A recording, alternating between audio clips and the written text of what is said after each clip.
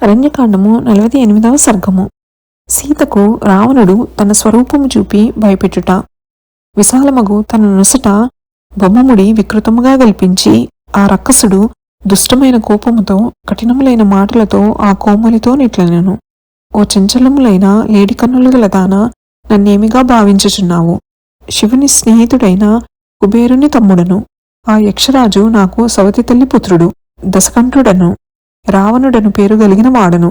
ఎవనిని చూడగనే గంధర్వులు, నాగులు, పక్షుల సమూహములు మృత్యువును చూచినట్లు పారిపోయేదరో, ఒకానొక కారణమున కుబేరుడు ఎవ్వనితో యుద్ధమున నెదిర్చి ఓడి పారిపోయెను. ఆ ధనాధిపతి ఎవ్వని వలన భయముచే సర్వసమృద్ధమై తన లంకానగరమును వీడి వెండికొండ చేరెను. ఎవ్వడాతని యొక్క కామగమనమైన పుష్పక విమానమును లాగికొని తన వాహనముగా చేసుకొనెను. అట్టివాడనగు నా ముఖము చూచినంతనే హడిలిపోయి నీడసపడి తడబడుచు ఇంద్రాది దేవతలు వణుకుచూ పరిగెత్తదరు. నేనున్న చోట భయము చెందిన వాడై వాయువు వీయడు. సూర్యుడు చంద్రుడుగా నగును. ఎక్కడెక్కడ నేను నిలుతునో నడుతునో అక్కడక్కడ చెట్ల యొందొక్క ఆకైనను అల్లాడదు. ఓ వంకర ముంగురుల దాన, నదులను తన వేగమును వదిలి పరుగెత్తుటకు భయపడి సుడులు తిరిగి నిలిచిపోవును. క్రూరులు భయంకరాకారులనునైనా రాక్షసులతో నిండినదియు, ప్రాకారములు బంగారు ద్వారములు గలదియు, ఏనుగులు మణితోరణములు మొదలగు వానితో రమ్యమైనదియు, మంగళ వాద్యధ్వనులతో కూడినదియు, ఉద్యాన చరములగు లేళ్లు మొదలగు వానితో నిండి సర్వఋతువుల పుష్ప ఫలాదులతో నొప్పిన ఉద్యానవనములు గలదియునై నా పురము ప్రకాశించుచున్నది.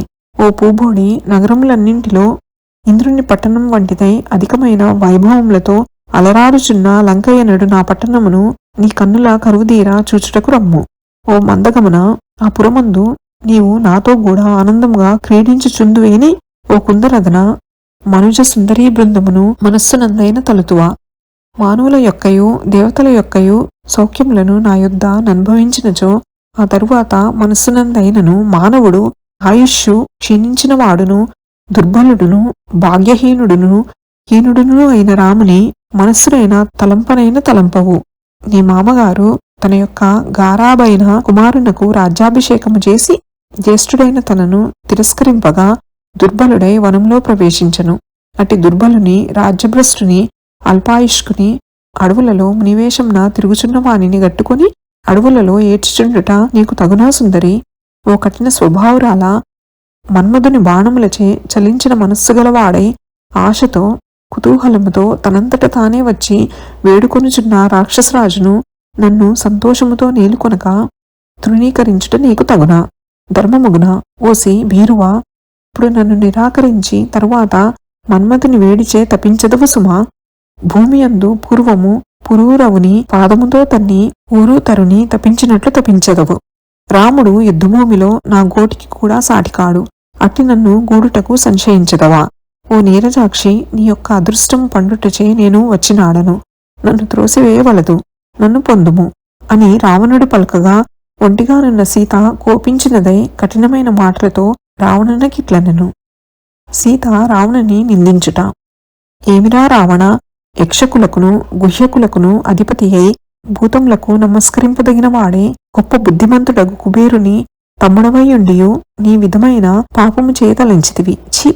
ఇంద్రియములను జయింపని వాడును బుద్ధిహీనుడునగు నిన్ను రాజుగా పొందిన సర్వరాక్షసులను నాశనమైపోదురు.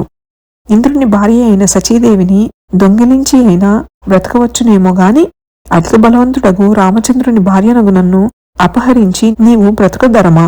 ఓ దుష్టచిత్తుడా, వజ్రాస్తుని భార్యను హరించి అయినా బ్రతకవచ్చును గాని భ్రష్టశీలుడా, గొప్ప తేజస్శాలియగు రామచంద్రుని భార్యనగు నన్ను కఠినోక్తులాడినచో అమృతపానం చేసినను యముని చేరదవు. అరణ్యకాండము 48వ సర్గము సంపూర్ణము. శ్రీరామచంద్ర ప్రసాద సిద్ధిరస్తు. శ్రీ జగన్మాతార్పణమస్తు. శ్రీ శ్రీ శ్రీ.